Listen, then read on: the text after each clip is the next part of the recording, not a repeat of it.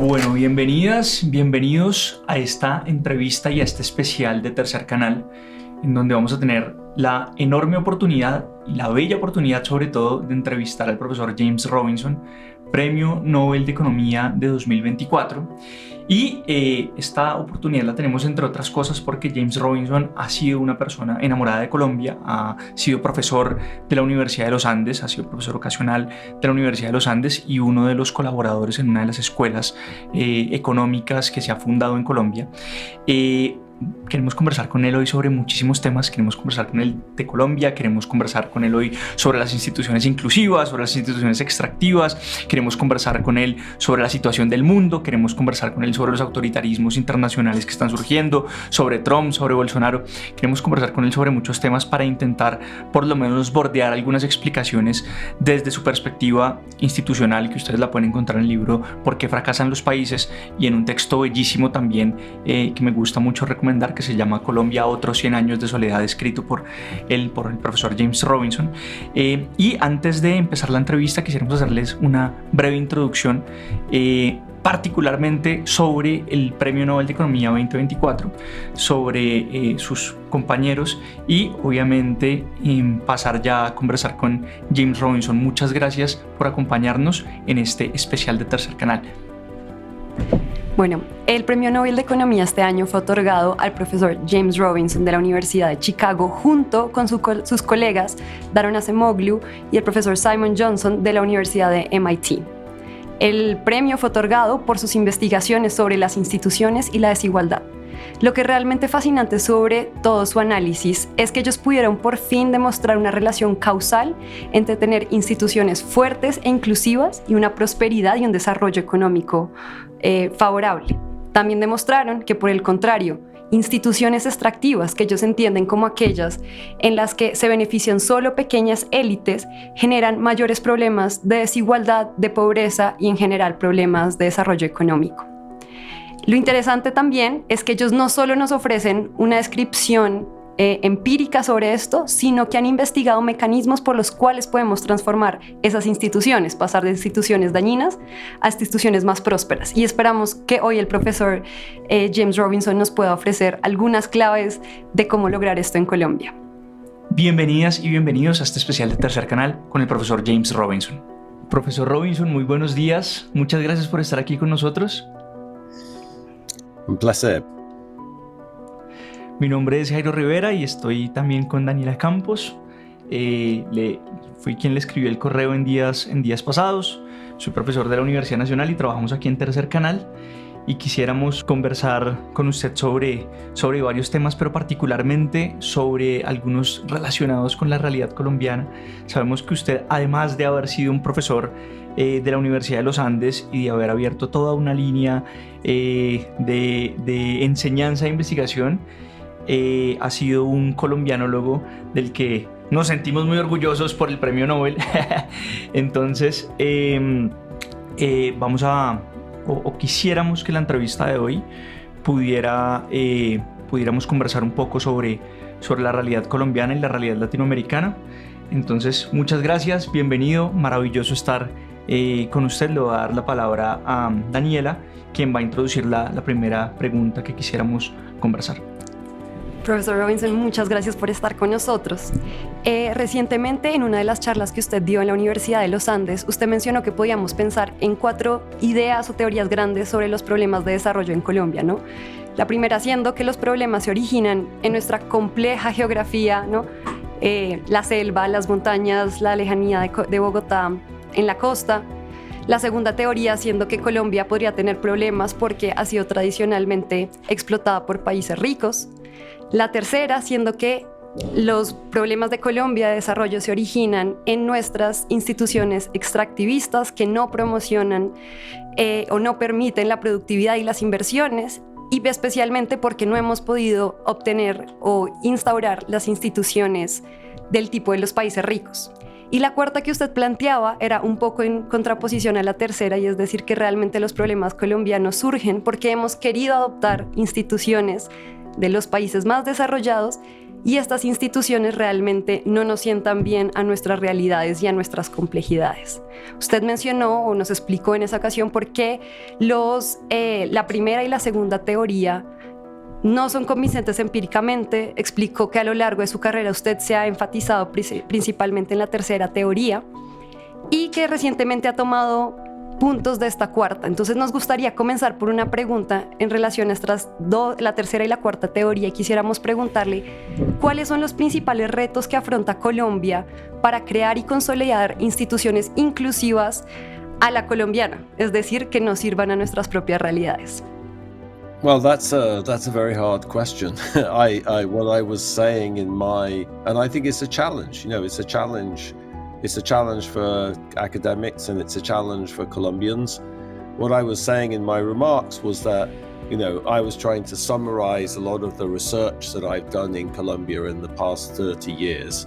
And a lot of it comes from this one sort of perspective, which is there's a lot of problems with institutions in Colombia. There's a lot of bad incentives. There's a lot of what we call extractive institutions that don't create incentives and opportunities for the broad mass of Colombians. And that's why the country's poor. And I've done a lot of work trying to identify specific types of extractive institutions in the political sphere, in the economic sphere, a lot in the political sphere, and that's to do with the weakness of the state, the inability of the state to basically provide fundamental services for its citizens: order, security, roads, health, education. Everything that the government should be doing, the Colombian state does extremely badly. And that's to do with the politics of the state, to do with clientelism and political corruption and the way the state functions as an institution. But I think what I was saying in that talk was that, those of us who've worked in that tradition, and I think there's a lot to say, about that tradition in the sense of it does seem to explain a lot of what goes on in Colombia. We have this idea that, there's a kind of goal that you're trying to achieve. And the goal is to make institutions similar to the institutions in Western Europe or the United States, and so that's the agenda that I was trying to criticize, to say, is it right that there's only one path towards improving institutions, or there's only one way of improving institutions, or politics has to look has to take on very specific characteristics to achieve inclusive institutions. And I don't know what the answer to that is. I think what I was quoting was the essay by José Martí, not just Martí. You could think of Rodó's book Ariel, or the work by José Vasconcelos, La Raza Cósmica, Octavio Paz. I think many Latin American intellectuals have sort of made the argument that the cultural reality of Latin America is different. And so we have to do our own thing. We have to design our societies based on our own culture. And that's how we're going to be successful. I think none of those scholars really outlined what does that mean sort of institutionally. And I think that's the challenge, to try to think about what does that mean institutionally. And it could mean lots of different things. I think, it could be, since the national state in Colombia has done such an appallingly bad job of, developing the interests of the majority of citizens, maybe it's a much more radically decentralized model. I think, many indigenous people in Colombia would be in favor of a far more decentralized models. If you think about what's happened in the Pacifico since the 1991 Constitution, and the ability of Afro-Colombians to kind of reclaim their land and create these kind of collective consejo comunitarios, they called that kind of work together in a kind of local way based on their own culture. And so I don't know, I think there's a question of experimentation. I think there are scholars, Arturo Escobar, for example, Claudio Leal at Los Andes. There are different scholars who've thought about this, specifically in the context of the Pacifico and Afro-Colombian communities.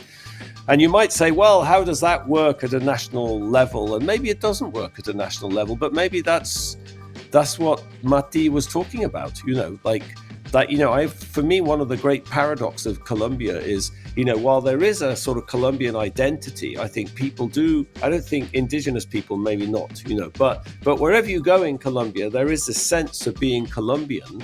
While there is that national identity, there's no kind of notion of integration. It doesn't create integration. There's no notion in Bogota that you have to integrate the territories or you have to do anything for people in Los Llanos or do anything for the people in the Pacifico. It's so there's a sort of ontological gap, it seems to me, in Colombia, and even if there is an identity, which is sort of fascinating as a social science problem, because usually you think, the problem is there's no identity, there's no national identity. You'd say in Africa, well, you have many different sorts of identities, ethnic identities, regional identities, whatever, and there's no sense of being like Nigerian, say. But I think in Colombia there is a sense of being Colombia, but it still doesn't lead to a national project, and that it's been like that for 200 years. And so maybe one has to recognize that something much more radically decentralized is going to work, and maybe that doesn't turn Colombia into South Korea, or Taiwan, but maybe that's okay too. I think that's what Arturo Escobar would say. There's different sorts of value systems, and and so I mean, I don't know. I think I just said that to kind of provoke a discussion more than anything else. I think it's good to be humble about what you know and recognize what you don't understand, and I think that was in the spirit in which I made those remarks. Perspectiva, cuando usted menciona esa paradoja, quisiera traer a colación ese bello texto que usted escribió, además ahora que salió la serie en Netflix de Colombia, otros 100 años de soledad, y en ese texto usted menciona una paradoja que es muy interesante, y es la paradoja de las élites regionales y cierta doble moral que hay en cierta política en la periferia del país, en la periferia de Colombia. Hay tres problemas socialmente percibidos en Colombia muy fuertes: la desigualdad, la violencia y la corrupción. ¿Qué herramientas, desde lo que ustedes vienen haciendo, un poco para explicar también de qué se trata esta perspectiva, qué herramientas en términos del fortalecimiento de las instituciones podrían servir para intentar conjurar esos tres problemas que igual son socialmente percibidos, pese a que las cosas siguen igual? Algunos sectores y algunas élites políticas dicen que todo marcha bien en Colombia, ¿cierto? Independientemente de su orilla ideológica, pero ¿qué elementos podrían tomarse allí como herramientas para intentar conjurar, o por lo menos avanzar en conjurar esos tres grandes problemas socialmente percibidos en Colombia?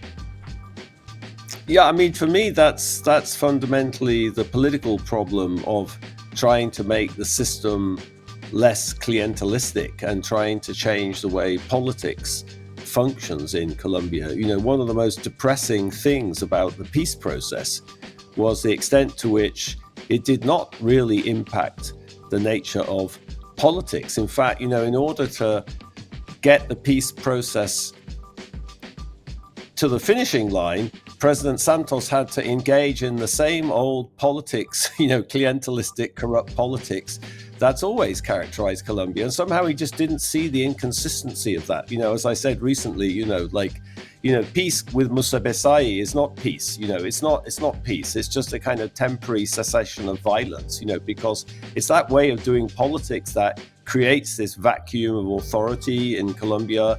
It creates these enormous problems of inequality.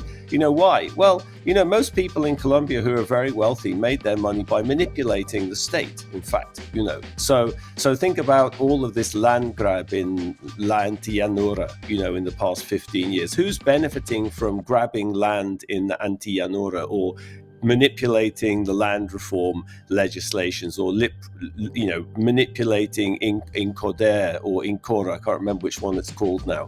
That's elites who are doing that. How do you make money? Through monopolies, through duopolies, through, what about, you think about every fortune in Colombia that's made by manipulating the state, so that, and, that's where inequality comes from, that clientelistic politics, that's where the weakness of state institutions comes from. And I think that's fundamentally what causes violence. If you have a country in which, half of which is ungoverned, then you're bound to have violence. There's no third party enforcement of anything. I studied for many years now. I've been studying the Colombian paramilitaries and the way paramilitaries functioned in Colombia. And I talked to all of the comandantes of the Autodefensas Campesinas del Magdalena Medio. If you look at the history of that organization, 1977, Ramon Isaza starts. He starts because the FARC opened a wing in the Oriente of Antioquia and started taxing people, started stealing their cows, started shaking them down. So Isaza went to the military base, in Doradal and said, or the Air Force base, and said, give me some help here. He was a former soldier. And they said, we don't care about your problems. Okay, so that's when he started his group, 1977, Los Escopeteros. They got 10 shotguns and they started protecting themselves against the FARC. So you just get all of and what does that lead to? Of course, it leads to violence. There's no one controlling those people. There's no judiciary, there's no third party. The state does nothing. These guys fighting for themselves, fighting against the FARC, sure, but then the drugs come, then the temptation to acquire land and money comes. And so that's the violence is a consequence of the way the country is governed, and the politics, for me, it's a symptom, it's a terrible symptom of the lack of governance in Colombia. And corruption is the same thing. You have very weak state institutions, you have a weak judiciary, then, so for me, like all of these things, inequality, the violence, corruption, they're all a kind of function of the system of governance and the very weakness of the state, which comes down to the way politics is organized. You have no interest in building stronger state institutions if you can manipulate them in your favor. So I think all of those problems are kind of very consequential in people's lives, but for me, they all boil down, to being symptoms of one fundamental problem, which is the way that politics works. Sí, profesor, y entendemos que todo esto realmente es basado en las teorías de ustedes del path dependence, realmente es producto de una historia muy larga de instituciones extractivas. Sabemos que no de la noche a la mañana se va a cambiar todo, pero el próximo año Colombia comienza oficialmente sus campañas presidenciales. Si usted tuviera la oportunidad de influir en la agenda, ¿cuáles serían los temas, las instituciones o las reformas que ustedes creen son más importantes que los y las candidatas tengan en cuenta si queremos impulsar la prosperidad y el desarrollo económico en Colombia? Well, I do think there's a lot of path dependence. I agree with that. But one thing I tried to emphasize in my lecture at Los Andes was, but there's decisions. People make decisions, and the past is reproduced because people make decisions. And if you can make different decisions, and so I think there is that possibility for change. And I think, what I like about President Petro is, he gets the fact that there are problems in Colombia. I don't think President Santos realized there were any problems in Colombia, actually. He thought the FARC were a problem, but apart from that, everything else was great, as far as I can tell. So President Petro knows that's not true. There are lots of problems, and I like that. But he has the same problem of lack of a state project, lack of an institutional project. You can't change Colombia just by saying you're going to change it or by announcing policies. You know, you have to build institutions. Which institutions? I think that's a complicated thing. I'm not sure, you know, I have a simple answer to that because there's lots of political problems involved, and some institutions are easier to change than others, and you have to get the sequencing right as well. You know, I think what I've been saying is that, you know, if President Petro really wants to leave a legacy, he has to start building institutions and show people that their lives are really going to change for the better, you know, and in a fundamental way that's never happened before. And I don't see why he can't do that, but you have to pick your battles. You know, you can't, if everything is a priority, nothing is a priority. So what are you going to do? You know, what are you going to put your energy into, and how are you going to approach it? I mean, I have to say, you know, credit where credit's due. You know, if you read President Uribe's autobiography, you know, he had a very strong sense of that. He only cared about one thing. He had one priority. I mean, he had two priorities. The first priority was defeating the FARC. The second one was staying in power. I don't know, maybe staying in power was first and defeating the FARC was second, but whatever. Okay, let's give him the benefit of the doubt. Defeating the FARC. So he had two priorities, okay? And he put all his energy into that, all of it. And he knew exactly how to do that. He structured, he sequenced, he knew this is going to be hard. We have to get people's behavior to change. We have to kind of see that the government is changing, that Colombia is changing. So, you know, I love this example in his book that when he became president, he got on a plane and he went up to Valledupar to open the roads, okay? Get the soldiers on the road with the thumbs up sign. I'm old enough to remember that. You two are young, you probably don't remember that. But he got the soldiers on, and my first reaction to that is, well, how stupid that is. Like, what a waste of time. Those guys should be chasing the guerrilla. But actually it was brilliant, you know, because it was easy to do. He could order the soldiers to get out there and put their thumbs up, and everyone saw it. And it started changing people's behavior. Everyone thought something is happening. Now we're safer. We could, you know. So it created momentum behind the whole project. People started, you know, so people were willing to contribute financially to the project, you know. So you know, some problems are easy, some problems are hard. You do the easy ones first, you get momentum. You do the hard ones. I think that's an example of what needs to happen. You know, I'm not underestimating. You know, I think President Petro was saying no one said it's going to be easy. I agree, it's not easy. I don't think it's easy. Why would he think it's easy? It's not easy. There's lots of people opposing him. There's going to be lots of veto players.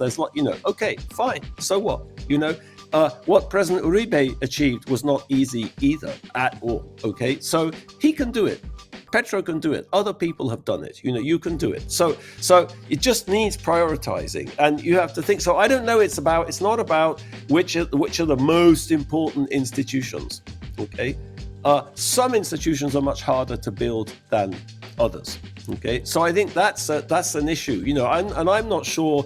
You know, I understand enough about the politics of, you know, what to do first. But, you know, like a great example, you know, from the recent history is just the fiscal issue that President Petro passes this fiscal reform. Should rich people in Colombia pay more taxes? Yes, absolutely. Completely. I completely agree with that. Will they? That depends on the institutions. It depends on the DIAN. It depends on the capacity of the state to actually tax these people, to find their money. That's not a trivial problem, you know. So, and he massively underestimated the institutional problem. He thought if you pass the law, everything's fine. That's how everyone in Colombia thinks. It's not fine. You have to implement the law.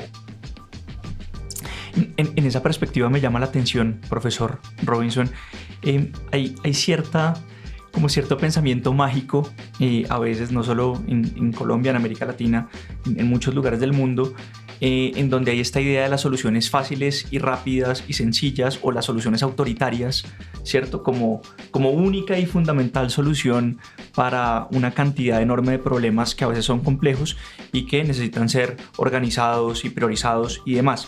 Pero menciono esto para preguntarle su opinión sobre los fenómenos autoritarios que están emergiendo en todo el mundo, ¿cierto? El fenómeno Trump, el fenómeno Milei, el fenómeno Bukele, son distintos claramente, pero para intentar mirarlos desde América Latina, si tienen alguna relación, y sobre todo, ¿qué impacto tienen sobre esta apuesta de fortalecimiento de las instituciones, sobre todo de las instituciones inclusivas, en perspectiva del fortalecimiento de la democracia? Es un tiempo que se ve particularmente difícil, es decir, si tiene esto un impacto fuerte sobre la posibilidad de construir instituciones inclusivas y sobre la posibilidad de fortalecer instituciones democráticas y un Estado más capaz.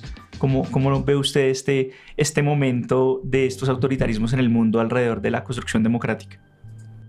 Yeah, I think for me, this rise of more authoritarian institutions is a reflection of people's disillusionment with democracy. I think if you think about the wave of democracy that hit Latin America, in the 1980s, in the 1990s, in Central America, in the 1980s, Argentina, Brazil, Peru, Bolivia, they all democratized, the military left power. Chile, in Central America, democracy came 30 years ago, 35 years ago, and promised everything, promised so much, promised to transform people's lives, change people's lives, but it didn't. It didn't in many, in most cases. Maybe Chile was an exception to that, maybe Uruguay more of an exception, but in most places it wasn't. As we've been discussing, democracy was corrupt, it was clientelistic, states were weak. If you have a weak state, you can't transform society.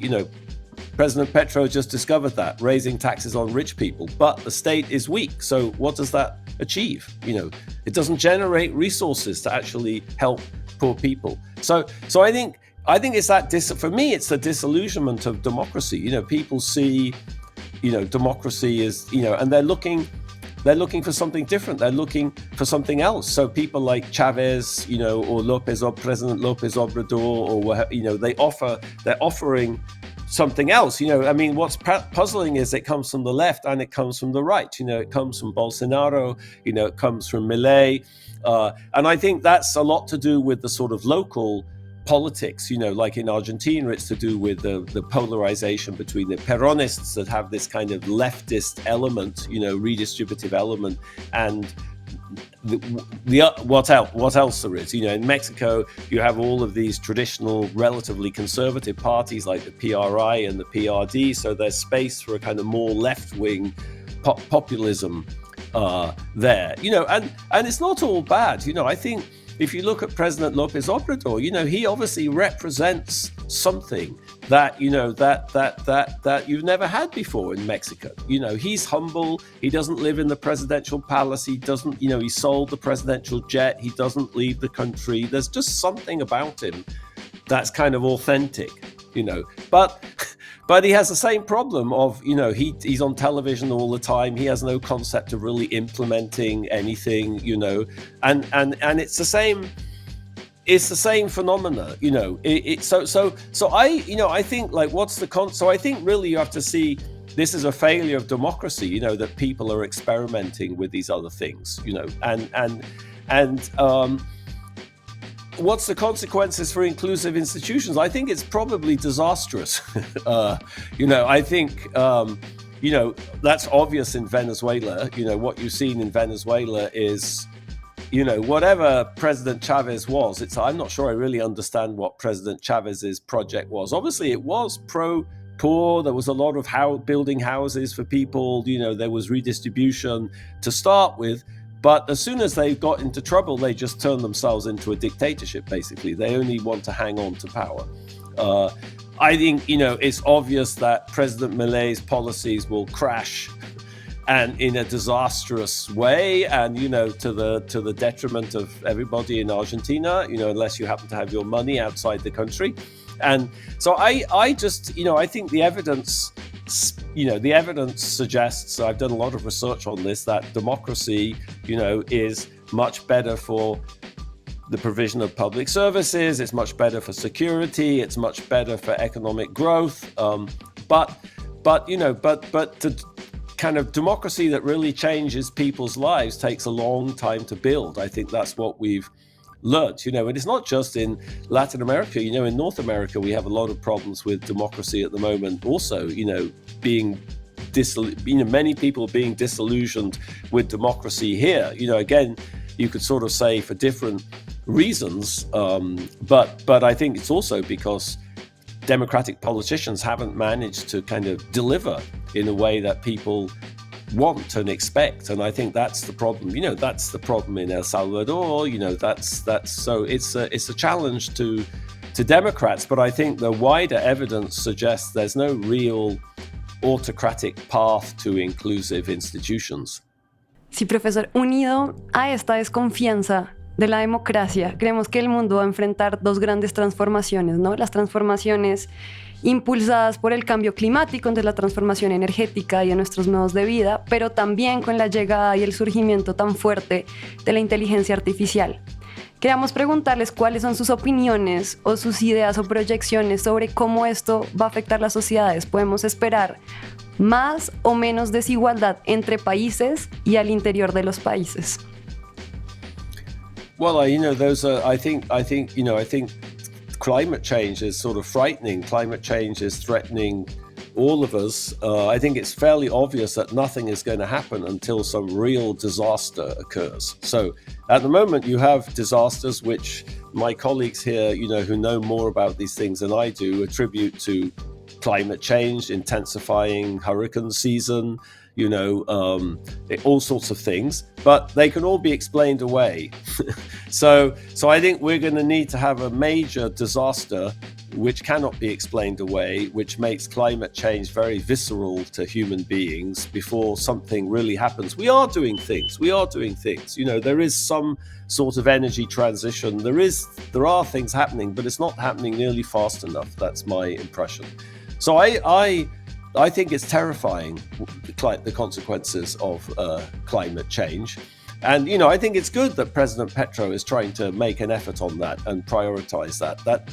That's good, even though, in many ways it's not consistent with many of his other policy. He just feels genuinely passionate about that, and that's a good thing.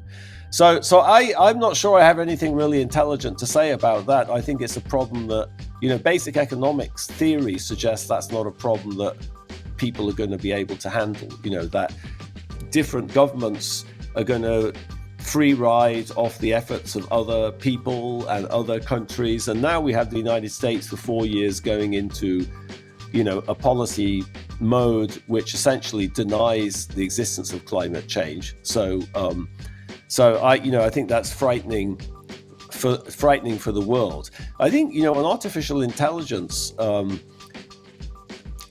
think that's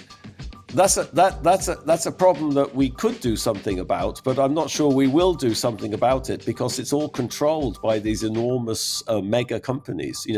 I don't think, I think what you see at the moment with artificial intelligence is that, it has many sorts of implications, of course, in society, for the way we do things, for education. We're all trying to think about how to use artificial intelligence. In my own research, I'm trying to think about how to use it. We're all trying to think about how to use it at the University of Chicago for teaching. People will have to deal with this in their lives. But I think, the way I think about artificial intelligence in my own research is how can it complement me? How can it make my research more effective? And I think that's a good model for how we ought to be thinking about it. I think, unfortunately, the way a lot of people are thinking about it in business is, how can I use this to get rid of workers? How can I use it to substitute machines for workers and drive wages down? I think there's a lot of evidence accumulating now that, this mechanization of production, robots and all of this use of artificial intelligence is basically driving wages down, at least in the United States where there's good data on the use of this mechanization. But there's absolutely no reason why that's true, why that should be. There's nothing about the technology that leads it only to be used to try to replace workers. You can complement workers too, and you can complement people's skills and you can make them more productive. That would actually drive their wages up. In the same way that, I don't think of artificial intelligence as replacing me. I think of it as making me more productive, and I think that's how we should think about it. But I think that's going to take a lot of regulation. It's going to take a lot of intervention. At the moment, it's all controlled by a few mega companies, and none of them have any interest in anything other than profits. And, they don't care about society. Mostly they're radical libertarians like Elon Musk, who wants less government, less regulation. He'd like to collapse the state. And so that's a catastrophe also. It's another catastrophe on the way. A man-made catastrophe, and it'll probably hit us before climate change.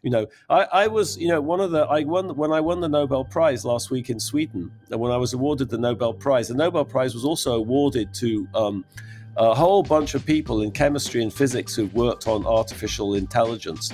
And what was interesting is, of course, they're obsessed with these questions like artificial general intelligence. When are machines going to take over? So Geoffrey Hinton, one of the Nobel Prize winners in physics, he basically thinks we'll all be living in the Matrix with Keanu Reeves the only question is, how long will it take? Will it be 10 years before robots are controlling us? Will it be 20 years? And I don't know the answer to that. I'm not enough of an expert on the science to know whether that's a possibility. But what I do know is that in the meantime, before we get to artificial general intelligence, the way that artificial intelligence is being used at the moment is going to create a social catastrophe. Profesor Robinson, quiero preguntarle, como la pregunta que pues muchos nos estamos haciendo en este momento, es cómo ve el mundo de hoy y las instituciones internacionales, ¿no? Digamos, hay muchas guerras, pero hay dos grandes guerras o hay dos grandes conflictos, no los llamemos guerras, ¿cierto? Uno en Palestina, otro en Ucrania, que parecen dibujar un poco la geopolítica y parecen desdibujar mucho las instituciones internacionales. Sé que ese no es particularmente el principal objeto de la investigación que ustedes han desarrollado, pero uno siempre se pregunta un poco, digamos, en la perspectiva que dibujaba en algún momento Branko Milanovic, de que en los últimos 100 años la desigualdad global se ha reducido, pero la desigualdad al interior de los países ha aumentado, ¿cierto? Uno se pregunta, bueno, ¿cuáles son los escenarios y para dónde va el mundo, ¿no? ¿Qué podemos hacer quienes creemos en la democracia y la paz para intentar recuperar ese multilateralismo de ese orden de la posguerra, ¿cierto? De las instituciones internacionales fuertes, de la paz global, de esta idea? Es decir, esto es importante en perspectiva del fortalecimiento de las instituciones internas. ¿Cree usted que América Latina puede ser un ejemplo? Aquí tenemos muchos problemas al interior de los países, pero muy pocos entre nosotros. Somos una región relativamente pacífica. ¿Cómo ve usted el estado actual del mundo en términos de las guerras y de la posibilidad de participar para mantener un orden global un poquito en términos de paz? Yeah, I think it's a very confusing moment. I think, like many of us, for several decades, were living through this kind of end of history after the collapse of communism and democracy spreading around the world.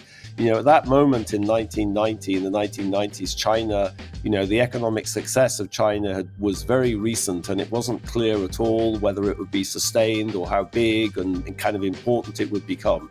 So I think we all, we lived through this, the end of history. Francis Fukuyama called it the end of history, which is a kind of seems so ridiculous in retrospect to kind of think that anyone believed that, And I think we're at a moment where everything is kind of reconfiguring, and we don't know what it's going to look like. To me, in many ways, actually, it looks a bit like the 1930s. We don't have the Great Depression, so we don't have all this economic crisis, but maybe we have other things that are creating, as big social dislocations without the crisis, whether it be automation of production or AI or globalization, and I think if you look back at the 1930s, you see these very different models. People were looking around for different models. We were talking about how people are disillusioned with democracy in Latin America, and they're looking around for alternative models, and people are providing those alternative models. President Milei is providing his radical neo-libertarian model, and there's other types of models. There's socialist models, there's more personalized populist models. I think if you look at the 1930s, there were kind of three big models. There was communism, there was the Soviet Union. There was fascism, there was Germany, there was Italy, and there was a kind of reinvented democracy. And I think mostly think about Scandinavia. Think about that was when social democracy was created. That democracy was in crisis.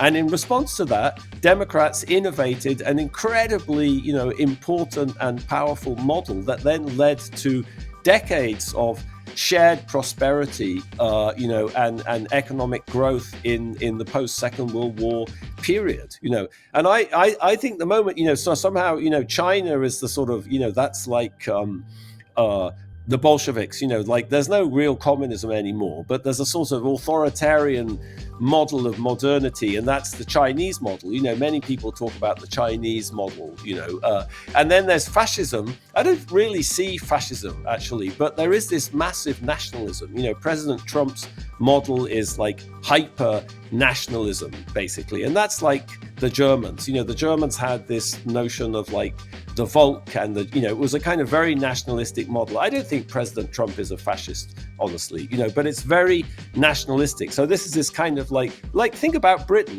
Brexit, very nationalistic model that's kind of appealing everywhere, it seems, and then there's what?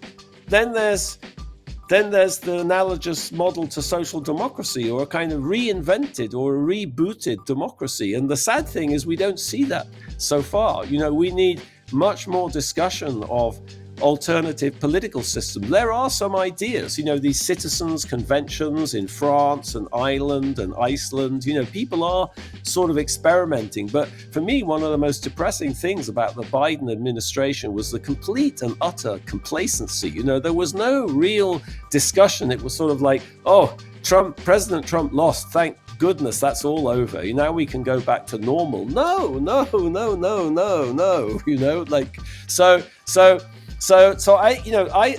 think that's what we should be. Where is social democracy? Where is the new model of democracy that really shares prosperity, that shares growth, that shares opportunity, that creates inclusion? I think that's the way I would sort of think about it. And that's a kind of much more optimistic thing. Out of the 1930s came this fantastic period of 40 years, of shared prosperity, of rapid economic growth, of expanding education and public services. And so I don't see why that can't happen again. And even in a context of geopolitical competition, the Cold War, the Cold War was going on. I think like for me, that's the era we're in. That's one analogy to the era we're in at the moment, and that did foster global institution building too. It fostered the creation of the International Monetary Fund, of the United Nations, so that period of crisis and showed people that we do need these international institutions. We need to make them work better. Of course, we already have them now, but we need maybe to recreate them and make them work better. But it's about, like my comment with crisis about climate change. I think history shows that you're only really going to get collective action on this when there's a big crisis. And I don't really have a great theory of that, but it just seems that what that's going to look like and whether that's going to destroy us, I don't know. As I told these, as I said with artificial intelligence, there's two views. One is this, view that we'll all be living in the Matrix with Keanu Reeves soon, and the other view is just this ridiculously kind of optimistic view. Also, that humans can't fly, so we invented the airplane, and now we invented AI, which I also find ridiculous, because humans couldn't murder millions of people at the same time. So we invented atomic weapons, that's basically like the argument. So, and we almost destroyed ourselves with atomic weapons, by the way, at the time of the Cuban Missile Crisis, and we could do any day. So there's no room for complacency here, but I do think there is room if you start thinking about it like that. We need innovation, we need ideas, we need the new model of social democracy. Profesor Robinson, muchas gracias. Antes de despedirnos, quería hacer una pregunta ya más personal, porque estamos además en este tiempo en donde salió pues a la luz la serie en Netflix de 100 años de soledad, que nos tiene aquí en un debate muy fuerte a los colombianos sobre si se debió haber llevado o no el libro a una serie de televisión, pero no, quería preguntarle por la magia que usted todavía ve en Colombia, además porque viene seguido, ha sido usted un maestro y un líder de varias de las escuelas más importantes de economía y para pensarse el país acá. Entonces usted ha sido también una persona que de alguna manera ha estado allí hombro a hombro, ayudándonos a pensar el país y a pensar en las dificultades, los problemas, las soluciones, pero ¿cuáles son los elementos que más le apasionan todavía de venir a Colombia, de ver el país, de estar aquí con académicos, con las personas, etcétera? Usted que además ya es una persona pues querida aquí en el país, ¿cuál es la magia que usted todavía ve en Colombia?